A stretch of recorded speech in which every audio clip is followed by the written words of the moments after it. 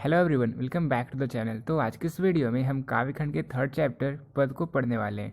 पिछली वीडियो में हमने सूरदास के द्वारा रचित पद को पढ़ा था, जो कि लिया गया था सूरसागर से। तो आज के इस वीडियो में हम तुलसीदास के द्वारा रचित पद को पढ़ने वाले हैं, ठीक है। तो यहाँ हम इसके सबसे पहले ऑब्जेक्टिव क्वेश्चंस को कवर करेंगे, फिर हम इनके कई सारे शॉर्ट क्वेश्चंस को कवर करने वाले हैं जो आपके एग्जाम में डायरेक्टली पूछे जाते हैं, और हम इसके सारांश को भी देखने वाले हैं, ठीक है। तो स्टार्ट करते हैं सबसे पहले ऑब्जेक्टिव क्वेश्चन। तो स्टार्ट करते हैं इस चैप्टर को। सबसे पहले हम देखने वाले हैं इस चैप्टर के ऑब्जेक्टिव क्वेश्चंस को। तो क्वेश्चन नंबर फर्स्ट है, इनमें से तुलसीदास की कौन सी रचना है। तो देखो यहाँ पे जो पद चैप्टर है ये तुलसीदास की रचना है, ठीक है। और हमने पिछले चैप्टर में पढ़ा था कि जो पद था वो सूरदास जी की भी रचना है, लेकिन वो जो पद है वो पद लिया गया था सूरसागर से। और ये जो पद है, ये जो तुलसीदास की रचना की गई है जो पद है, ये पद लिया गया है विनय पत्रिका से, ठीक है। तो ये क्वेश्चंस आपके एग्जाम में जब पूछा जाएगा कि पद किससे लिया गया है, किसकी रचना है, तो आपके एग्जाम में ऑप्शंस में से चाहे सूरदास रहेंगे या तो तुलसीदास रहेंगे। अदरवाइज आपसे ये पूछा जाएगा कि ये जो पद है ये किससे लिया गया है, सूरसागर से या विनय पत्रिका से। फिर आप इनसे आंसर कर सकते हो कि जो विनय पत्रिका था, जो विनय पत्रिका है उसकी रचना की गई है तुलसीदास जी के द्वारा, वही जो सूरसागर है उसकी रचना की गई है सूरदास के द्वारा, ठीक है। तो देखो सेकंड नंबर क्वेश्चन है, तुलसीदास को किस वस्तु की भूख है। तो यहाँ पे इस चैप्टर में इन्होंने बताया है कि उन्हें भक्ति की भूख है, यानी कि सेकंड नंबर क्वेश्चन का आंसर हो जाएगा ऑप्शन नंबर डी। अब थर्ड नंबर क्वेश्चन है, तुलसीदास का जन्म कब माना जाता है। तो जिस तरह से मैंने आपको बताया था कि सूरदास जी के जन्म के बारे में भी बहुत मान्यताएं हैं। कोई कहता है इनका जन्म इस साल हुआ था, कोई कहता है इस साल हुआ था। उसी तरीके से तुलसीदास के जन्म के बारे में बहुत सारी मान्यताएं हैं, बहुत सारी भ्रांतियाँ हैं। तो वैसे जो एक जनरल टर्म है जो आपको आपके एग्जाम में मार्क्स दिलवा सकता है, वो है कि इनका जन्म हुआ था 1543 में, ठीक है। तो क्वेश्चन नंबर थर्ड का आंसर हो जाएगा ऑप्शन नंबर ए। अब क्वेश्चन नंबर 4 है, तुलसीदास के पठित पद किस भाषा में है। तो इनके जो पद हैं, तुलसीदास के जो पद है वो अवधी भाषा में रचित है, यानी कि 4 नंबर क्वेश्चन का आंसर हो जाएगा ऑप्शन नंबर सी। अब 5 नंबर क्वेश्चन है, तुलसीदास का बचपन का नाम क्या था। तो तुलसीदास जब छोटे थे तो इनका नाम था रामबोला, यानी कि 5 नंबर क्वेश्चन का आंसर हो जाएगा ऑप्शन नंबर ए, ठीक है। यानी कि तुलसीदास के बचपन का नाम रामबोला था। अब 6 नंबर क्वेश्चन है, तुलसीदास किस शाखा के कवि हैं। तो तुलसीदास जी जो हैं वो आप इनके जितने भी पद देखोगे इन सभी में इन्होंने राम जी की चर्चा की है, क्योंकि ये राम जी के बड़े फैन थे। तो इसलिए तुलसीदास जो है वो राम मार्गी शाखा के कवि है। वही सूरसागर जो सूरदास जी हैं, सूरदास जी कृष्ण भक्ति धारा के कवि थे, ठीक है। तो ये डिफरेंस आप लोग याद रखना, जो तुलसीदास जी हैं वो राम मार्गी शाखा के कवि हैं, लेकिन जो सूरदास जी हैं वो कृष्ण भक्ति धारा के कवि हैं, ठीक है। तो किसी भी पैराग्राफ, अगर आपको कोई पैराग्राफ दिया रहेगा एग्जाम में और आपसे पूछा जाए ये किस पद से लिया गया है, तो अगर वहाँ पे राम जी की चर्चा की गई है तो आप डायरेक्ट आंसर करना कि ये जो पंक्ति है ये तुलसीदास के द्वारा रचित पद से लिया गया है। वही अगर आपके ऑप्शन में आप देखो कि वहाँ पे कृष्ण जी की चर्चा की गई है, तो आप लोग डायरेक्टली आंसर करना है कि ये सूरदास के सूरसागर से ली गई है, ये उसके पद हैं, ठीक है। तो देखो अब क्वेश्चन नंबर 7 है, सुकर क्षेत्र के वासी कौन थे। तो नरहरिदास जी सुकर क्षेत्र के वासी थे, यानी कि 7 नंबर क्वेश्चन का आंसर हो जाएगा ऑप्शन नंबर डी। अब 8 नंबर क्वेश्चन है, तुलसी के शिक्षा गुरु कौन थे। तो तुलसी के शिक्षा गुरु शेष सनातन जी थे, यानी कि 8 नंबर क्वेश्चन का आंसर हो जाएगा ऑप्शन नंबर ए। अब 9 नंबर क्वेश्चन है, दूसरे पद में तुलसी ने अपना परिचय किस रूप में दिया है। तो दूसरे पद में तुलसीदास जी ने अपना परिचय भिखारी के रूप में दिया था, यानी कि 9 नंबर क्वेश्चन का आंसर हो जाएगा ऑप्शन नंबर बी। अब क्वेश्चन नंबर 10 है, इनमें से कौन सी पुस्तक तुलसी की नहीं है। तो देखो यहाँ पे आप जितने ऑप्शन देख सकते हो, बरवय रामायण यहाँ पे राम जी की चर्चा की गई है, राम लल्ला नहचू यहाँ पे राम जी की चर्चा की गई है, जानकी मंगल जानकी यहाँ पे राम जी की चर्चा की गई है। तो जो क्वेश्चन नंबर 10 है इसमें जो रचना नहीं है इनकी, किनकी, तुलसीदास जी की, वो है हनुमान मंगल, यानी कि 10 नंबर क्वेश्चन का आंसर हो जाएगा ऑप्शन नंबर डी। अब 11 नंबर क्वेश्चन है, गोस्वामी जी किस काव्यधारा के कवि थे। तो तुलसीदास जी की तरह ही गोस्वामी जी राम काव्यधारा के कवि थे, यानी कि 11 नंबर क्वेश्चन का आंसर हो जाएगा ऑप्शन नंबर डी। अब 12 नंबर क्वेश्चन है, काशी में कितने वर्ष रहकर तुलसीदास विद्याध्यापन किए थे। तो ये 15 वर्षों तक काशी में रहे थे, ठीक है। तो 12 नंबर क्वेश्चन का आंसर हो जाएगा ऑप्शन नंबर ए। अब 30 नंबर क्वेश्चन है, तुलसी ने अपने को किस प्रकार का भिखारी माना है। तो तुलसी ने अपने आप को, जो कविता हम पढ़ेंगे इस कविता में, अपने आप को महातिरस्कृत भिखारी माना है, जो बिल्कुल दीन है। तो 30 नंबर क्वेश्चन का आंसर हो जाएगा ऑप्शन नंबर डी, यानी कि तुलसी ने अपने को महातिरस्कृत भिखारी माना है, ठीक है। तो अब हमने इस चैप्टर के कंप्लीट ऑब्जेक्टिव टाइप क्वेश्चंस को कवर कर लिया है। अब हम इस चैप्टर के सारांश को देखने वाले हैं। तो सबसे पहले हम देखने वाले हैं पद फर्स्ट का सारांश कि पहले पद में इन्होंने क्या कुछ कहा था। देखो, पहले पद में इन्होंने सीता माता से ये गुजारिश की है, हे माता, कभी अवसर हो तो कुछ करुणा की बात छेड़कर श्री रामचंद्र जी को मेरी भी याद दिला देना और इनसी से मेरा काम जो है वो चल जाएगा। यूँ कहना कि एक अत्यंत दीन, सर्व साधनों से हीन, मन मलिन, दुर्बल और पूरा पापी मनुष्य आपकी दासी का दास कहलाकर, यानी कि सीता जी का दास कहलाकर और आपका नाम ले लेकर पेट भरता है। इस पर प्रभु कृपा करके पूछें। इस पर प्रभु जी जो है वो थोड़े से हैरान होकर पूछें कि वो कौन है, तो आप मेरा नाम और मेरी दशा उन्हें बता देना। कृपालु रामचंद्र जी के इतना सुन लेने से ही मेरी सारी बिगड़ी बात बन जाएगी, यानी कि वो बस मेरा एक स्मरण करेंगे तो उससे ही मेरी सारी बिगड़ी बात जो है वो बन जाएगी। इसलिए हे जगजननी जानकी जी, यदि इस दास की आपने इस प्रकार के वचनों से ही सहायता कर दी तो ये तुलसीदास आपके स्वामी की गुनावली भागकर भवसागर से तर हो जाएगा। तो पहले पद में इन्होंने ये कुछ कहा था, इन्होंने एक अर्ज किया था, एक गुजारिश किया था सीता जी से कि एक बार आप मेरे बारे में श्री रामचंद्र जी को कहिएगा कि एक बहुत ही अत्यंत दीन, सर्व साधनों से हीन, मन मलिन, दुर्बल और पापी मनुष्य आपकी दासी का दास कहलाकर और आपका नाम ले लेकर पेट भरता है, जिससे जब रामचंद्र जी उसे याद करेंगे, उसे स्मरण करेंगे, तो उनके स्मरण करने भर से ही जो हमारे तुलसीदास जी हैं इनका काम बन जाएगा, इनकी जो बिगड़ी बात है वो सही हो जाएगी। ठीक है, तो ये हमने पद पहले का सारांश देख लिया। अब हम देखने वाले हैं सेकंड पद का सारांश। ठीक है, अब देखो सेकंड पद में मैंने आपको बताया था, ऑब्जेक्टिव मैंने आपको बताया था कि सेकंड पद में ये एक भिखारी के रूप में आए हैं। तो देखो यहाँ पे क्या कुछ लिखा है। हे भगवान, आज सवेरे से ही मैं आपके दरवाजे पर अड़ा बैठा हूँ, रे रे करके रट रहा हूँ, गिड़गिड़ा कर मांग रहा हूँ और मुझे और कुछ नहीं चाहिए, बस एक और टुकड़े से ही मेरा काम बन जाएगा। जरा सी कृपा दृष्टि से ही मैं पूर्ण काम हो जाऊँगा। यदि आप कहें कि कोई उद्गम क्यों नहीं करता, गिड़गिड़ा कर भी क्यों मांगता है, तो इसका उत्तर यही है कि इस भयंकर कलयुग में उत्तम साधन रूपी उद्यम का ही बड़ा ही दारुण दुर्भिक्ष पड़ गया है। जितने उद्यम और उपाय साधन हैं सभी बुरे हैं, कोई भी निर्विघ्न नहीं होता, कोई भी बिना विघ्न का नहीं होता। इसी से आपसे भीख मांगना ही मैंने सबसे उचित समझा है, यानी कि इसलिए आपसे भीख मांगना ही जो सबसे छोटा कार्य है वही करना मैंने सबसे उचित समझा है। कलयुगी मनुष्य की जो करतूतें हैं वो बहुत ही नीच है। दिन रात विषयों के लिए ही पाप में रत रहते हैं। उनका मन ऊंचा है, वो चाहते हैं सच्चा सुख मिले, परंतु सच्चा मोक्ष रूप सुख बिना भगवत कृपा के मिलता नहीं है, बिना भगवत कृपा के नहीं मिलता। और इसी बात को समझकर मैंने किसी भी उद्गम में मन भी नहीं लगाया। मैंने हृदय में डर कर कृपालु संत समाज से पूछा, मैंने हृदय में डर कर यानी कि मैं डर से एक बार संत समाज से पूछा कि कहिए मुझ सरीखे उदयमहीन को कोई शरण में लेगा। तो संतों ने एक ही स्वर में उत्तर दिया कि आपको तो केवल कौशलपति महाराज श्री रामचंद्र जी ही ऐसे हैं जो शरण में रख सकते हैं।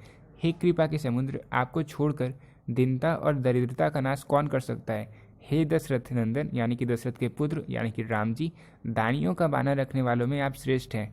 हे गरीब निवाज, मैं जन्म का भूखा और भीख मंगा हूँ, बस अब इस तुलसी को भक्ति रूपी अमृत के समान सुंदर भोजन पेट भर खिला दीजिए, अर्थात अपने चरणों में ऐसी भक्ति दे दीजिए कि फिर कोई दूसरी कामना मेरी ना रह जाए। ठीक है, तो इनके पहले पद और सेकंड पद इन दोनों को हमने कवर कर लिया। अब हम देखो इनके सारांश आपसे पूछे जाते हैं कि पहले पद का क्या सारांश है, इसे आप लोगों को बताना रहता है। तो अब इसे आप लोग इजीली आंसर कर सकते हो। ठीक है, ये एग्जाम में क्वेश्चन वो तो पूछा गया है बहुत बार, तो उसे आप लोग आंसर कर सकते हो। अब हम इस चैप्टर के कंप्लीट सब्जेक्टिव क्वेश्चंस को कवर करने वाले हैं। तो देखो अब हम इनके सारे सब्जेक्टिव क्वेश्चंस को कवर करने वाले हैं। क्वेश्चन नंबर फर्स्ट है, कभुंग अम अवसर पाई, यहाँ अम संबोधन किसके लिए है, इस संबोधन का मर्म स्पष्ट करें। तो देखो ये पहले पद से लिया गया है, कभुंग अब अवसर पाई, तो उपयुक्त पंक्ति में अम का संबोधन माँ सीता जी के लिए किया गया है। ये पद विनय पत्रिका का है, जिसमें तुलसी ने श्री राम को एक पत्रिका लिखी है, उनसे कष्टहरण भक्तिदान की इन्होंने याचना की है। बड़े दरबार में ये सिफारिश भी कराई जाती है।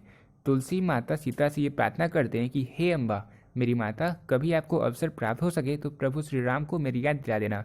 तो यहाँ पे जो अम है, अम कहकर इन्होंने श्री राम के पत्नी यानी कि जानकी जी को यानी कि सीता जी को संबोधित किया है। ठीक है, किन्होंने, तुलसीदास जी ने अपने प्रथम पद में। तो क्वेश्चन नंबर फर्स्ट को हमने क्लियर कर लिया। अब सेकेंड नंबर क्वेश्चन है, प्रथम पद में तुलसी ने अपना परिचय किस प्रकार दिया है, लिखिए। तो प्रथम पद में मैंने आपको बताया था, इसके सारांश को मैंने आपको बता दिया, तो इसे आप लोग अच्छे से आंसर कर सकते हो। तुलसी अपने को सब प्रकार दिन मलिन बताते हैं, छीन भी है और महापापी भी हैं। राम का नाम लेकर ये अपना पेट भरते हैं, जो कि मैंने आपको बताया कि ये इन्होंने कहा है कि सीता माँ आप कहना राम जी को कि ये आपके दास की दासी हैं, ये आपके दासी के दास हैं। ठीक है, फिर इसके बाद आपका नेक्स्ट लाइन है, राम का नाम लेकर ही पेट भरते हैं और फिर अपने को श्री राम का दास कहते हैं। भला वे ऐसा कौन सा काम करते हैं कि उन्हें राम का दास माना जाए? तो ये तो बहुत ही महापापी हैं, छीन है, ये सारी चीज़ें उन्होंने कहा है कि आप कहना श्री राम जी को। तो ये ऐसा कौन सा काम करते हैं कि उन्हें राम का दास माना जाए? वे यही चाहते हैं कि उनकी दीन दशा का बखान किसी प्रकार राम तक पहुँचे, यानी कि इनका एंड रिजल्ट, इनका जो फाइनल डेस्टिनेशन ये है कि किसी तरह से इनकी दशा का वर्णन प्रभु श्री राम के पास चला जाए और प्रभु श्री राम जी एक बार इन्हें स्मरण करें, जिससे इनकी सारी बिगड़ी बात जो है वो बन जाए। तो यही चाहते हैं तुलसीदास जी, इसलिए इन्होंने ये सारी बातें कही थी। तो सेकेंड नंबर क्वेश्चन को भी हमने अच्छे से क्लियर कर लिया। अब हम देखने वाले नेक्स्ट क्वेश्चन को। अब देखो, एक क्वेश्चन जो आपके एग्जाम में आंसर स्पष्ट करने वाला पूछा जाता है, जो कि होता है 4 मार्क्स का। तो यहाँ पे इस चैप्टर से 3 क्वेश्चंस बनते हैं। उन तीनों क्वेश्चंस को मैं आपको दिखा देता हूँ और इन सारे क्वेश्चंस को आप लोग अच्छे से पढ़ लेना, और इनके सारांश को मैंने आपको बता ही दिया, तो वही सारी चीज़ें आपको यहाँ पे भी देखनी है। और एक चीज़ आपको पता होगा, मैंने आपको हर एक वीडियो में बताया कि जब भी आपसे आंसर स्पष्ट करने का क्वेश्चन पूछा जाए तो आप पहले ये बताओ कि ये जो लाइन है वो इस चैप्टर से लिया गया है। जैसे क्वेश्चन नंबर फर्स्ट है, नाम ले भरे उधर एक प्रभु दासी दास कहाई। तो यहाँ पे हम ये कहेंगे कि प्रस्तुत पक्तियाँ तुलसी कृत विनय पत्रिका की पक्तियाँ हैं। यहाँ तुलसी जी कहते हैं, फिर हम इस जो लाइन है इस लाइन को एक्सप्लेन करेंगे कि यहाँ तुलसी जी कहते हैं, यद्यपि वे महापापी हैं, अधम से भी अधिक अधीम है, दिनहीन भी हैं और ये साधनहीन भी है। यानी कि यहाँ पे इनके जो जो अर्थ होते हैं हम उसे बताएंगे, लेकिन सबसे पहले हम आपको ये बताएंगे, सबसे पहले हम एग्जाम में ये आंसर करेंगे कि ये जो लाइन है ये किस चैप्टर से लिया गया है और इस चैप्टर को किसने लिखा था। इसके बाद इसके एक्सप्लेनेशन को हम देंगे, ठीक है। तो देखो, इन तीनों लाइन के डिटेल को मैं आपको बता देता हूँ, ताकि एग्जाम में आप किस तरह से, अगर ये क्वेश्चन पूछा जाए तो आप किस तरह से आंसर कर सकते। तो तुलसीदास जी कहते हैं कि वो छीन और मलिन भी हैं, फिर भी वे बाज नहीं आते, परमात्मा का नाम ले लेकर ही अपना पेट भर देते हैं। और ये हमने पढ़ा था प्रथम पद में, यह अनिति भी मैं कर रहा हूँ। तो ये सारी चीज़ें मैंने आपको ऑलरेडी बताई दिया, आप इसे देख सकते हो।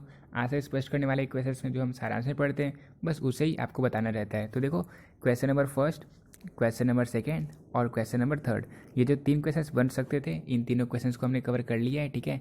तो अब हम देखने वाले नेक्स्ट क्वेश्चन को, जहाँ मैं आपको अच्छे से बताऊंगा, ठीक है। 4 नंबर क्वेश्चन है, तुलसी सीता से कैसी सहायता मांगते हैं। तो देखो, फर्स्ट पद में हमने देखा था कि तुलसीदास सीता जी से कह रहे थे कि आप किसी प्रकार से मेरी जो दशा है वो श्री राम जी को कह दें।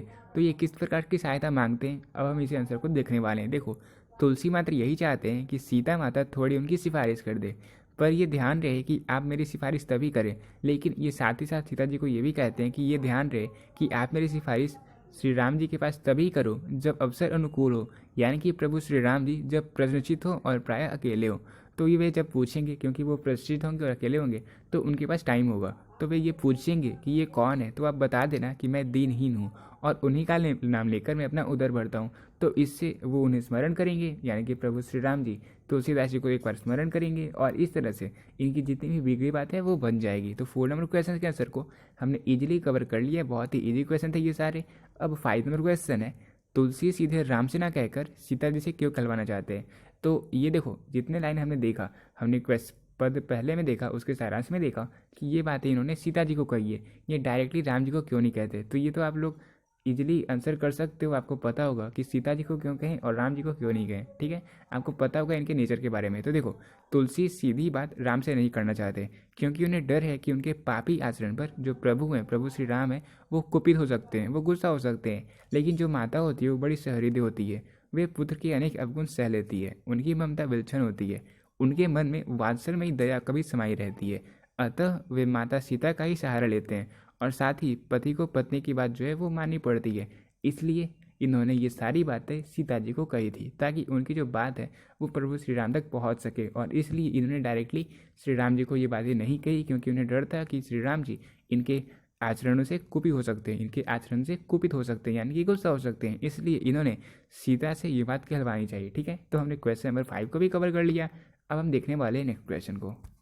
अब 6 नंबर क्वेश्चन है, राम के सुनते ही तुलसी की बिगड़ी बात बन जाएगी, तुलसी के इस भरोसे का कारण क्या है। तो देखो, तुलसीदास ने सीता जी को कहा था कि आप कहना राम जी को कि आपकी दासी का एक दास है जो आपका नाम लेकर अपना पेट भरता है। तो ये बात उसने राम जी के बारे में इसलिए कही ताकि राम जी तुलसीदास को स्मरण करें, और राम जी जैसे ही तुलसीदास को स्मरण करेंगे वैसे ही इनकी सारी बिगड़ी बात बन जाएगी। तो इनका जो ये भरोसा था वो भरोसा क्यों था। तो देखो, तुलसी की दशा बड़ी ही करुण, दीन और अंगहीन है, छीन मलिन और माँ पापी भी है, यानी कि इनकी जो दशा है वो बहुत ही ज़्यादा दयनीय है।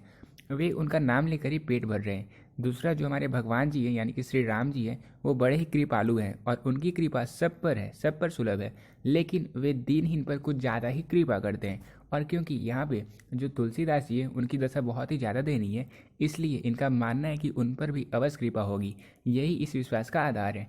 उनकी तो आदत ही है कृपा करने की, श्री राम जी की तो आदत ही है कृपा करने की, और वो अपनी आदत छोड़ नहीं सकते। अगर ऐसा करेंगे तो उनकी बहुत ही ज़्यादा बदनामी हो जाएगी। यही इनका अटल विश्वास है कि श्री राम जी, इनका जो श्री राम जी है वो इन्हें स्मरण करेंगे और इस तरह से तुलसीदास की बिगड़ी बात बन जाएगी। ठीक है, तो इस क्वेश्चन को हमने क्लियर कर लिया। अब हम देखने वाले हैं नेक्स्ट क्वेश्चन को। अब 8 नंबर क्वेश्चन है, दोनों पदों में किस रस की व्यंजना हुई है। तो देखो, प्रथम पद और द्वितीय पद, इन दोनों में भक्ति रस की व्यंजना हुई है। तुलसीदास ने मर्यादा पुरुषोत्तम राम तथा जगत जननी सीता की स्तुति द्वारा भक्ति भाव की अभिव्यक्ति इन पदों में की है, इन दोनों पदों में। ठीक है, क्योंकि इनके सारांश को हमने देख लिया तो हम क्लियरली आइडेंटिफाई कर सकते हैं कि इन दोनों पदों में भक्ति रस की व्यंजना हुई है। तो 8 नंबर क्वेश्चन भी क्लियर हो गया। 9 नंबर छोटा सा क्वेश्चन है जो आपकी ऑब्जेक्टिव में पूछा जा सकता है, तुलसी के हृदय में किसका डर है। तो इनके हृदय में उद्यमहीनता का डर है। तो 9 नंबर क्वेश्चन का आंसर हो जाएगा उद्यमहीनता का डर है। ठीक है, फिर अब 10 नंबर क्वेश्चन है, राम स्वभाव से कैसे हैं, पठित पदों के आधार पर बताइए। तो हम तो देख ही लिए, जो राम जी है वो बहुत ही ज़्यादा कृपालु है, इनकी कृपा सब पर रहती है, और जो दीनहीन होते हैं उन पर तो इनकी कुछ ज़्यादा ही कृपा होती है। ठीक है, तो देखो, राम का स्वभाव अति कृपालु है, ये तुलसी द्वारा प्रमाणित भी हो रहा है। जब तुलसी ने भयभीत होकर संत समाज से पूछा कि ऐसा कौन है जो मुझ जैसे उद्यमहीन को भी शरण दे सकेगा, तो सभी संतों ने बस एक ही उत्तर दिया कि वो है कौशलपति महाराज श्री रामचंद्र जी, जो ऐसे उद्यमहीन व्यक्तियों को भी शरण दे सकते हैं। राम का स्वभाव ही है पतितों पर दया करना, और ये संतों के कथन से भी प्रमाणित हो उठता है। तो यहाँ पे ये जो पद हमने पढ़ा था, इस पद से जो हम बता सकते थे राम जी का जो इनका नेचर था, इनका जो चरित्र था, इनका चित्रण, इनका स्वभाव हमने यहाँ पे बता दिया। ठीक है, तो 10 नंबर क्वेश्चन भी हमने क्लियर कर लिया। अब हम देखने वाले हैं नेक्स्ट क्वेश्चन को। अब 11 नंबर क्वेश्चन है, तुलसी को किस वस्तु की भूख है। तो देखो, ये हमने पढ़ा था सेकंड पद में। ठीक है, हमने द्वितीय पद में इसे पढ़ा था। तो देखो, तुलसी की भूख बड़ी प्रबल है और वो है भक्ति रूपी अमृत के समान उत्तम भोजन की, यानी कि भक्ति रूपी अमृत समान उत्तम भोजन करने की भूख। अतः तुलसी यही प्रार्थना करते हैं कि हे प्रभु, अपने चरणों में स्थान देकर मुझे प्रबल शक्ति प्रदान करने की कृपा करें, ताकि कलिकाल के प्रभाव से मेरी रक्षा हो सके। ठीक है, अब क्वेश्चन नंबर 12 है और ये इस चैप्टर का लास्ट क्वेश्चन है। क्वेश्चन है, रटत रिहा आरी और ना कौड़ी ते काजू, यहाँ और का क्या अर्थ है। तो देखो, हमने द्वितीय पद में पढ़ा था जहाँ पे तुलसीदास जी एक भिखारी के समान थे। तो यहाँ पे इन्होंने कहा था प्रभु श्री राम को, रटत रिहा आरी और ना कौड़ी ते काजू। तो औरना का यहाँ पे अर्थ क्या था, औरना का अर्थ था मात्र इतना हो, इससे ज़्यादा कुछ नहीं। और इस वाक्य का मतलब ये हुआ कि वे रो रो कर करके रट रहे हैं, गिड़गिड़ाकर मांग रहे हैं, बस मुझे कुछ और नहीं चाहिए, बस एक और टुकड़ा से ही मेरा काम चल जाएगा। ठीक है, तो देखो, अब हमने इस चैप्टर के कंप्लीट ऑब्जेक्टिव क्वेश्चंस, इसके सारांश को और इसके कंप्लीट सब्जेक्टिव क्वेश्चंस, जो आपसे आज से स्पष्ट करने का क्वेश्चंस पूछा जाता है और साथ ही साथ जो आपसे शॉर्ट क्वेश्चंस पूछे जाते हैं, लॉन्ग क्वेश्चंस पूछे जाते हैं, सारे क्वेश्चंस को हमने इस वीडियो में कवर कर लिया है। तो मिलते हैं अपनी नेक्स्ट वीडियो में, तब तक के लिए बेस्ट आउट।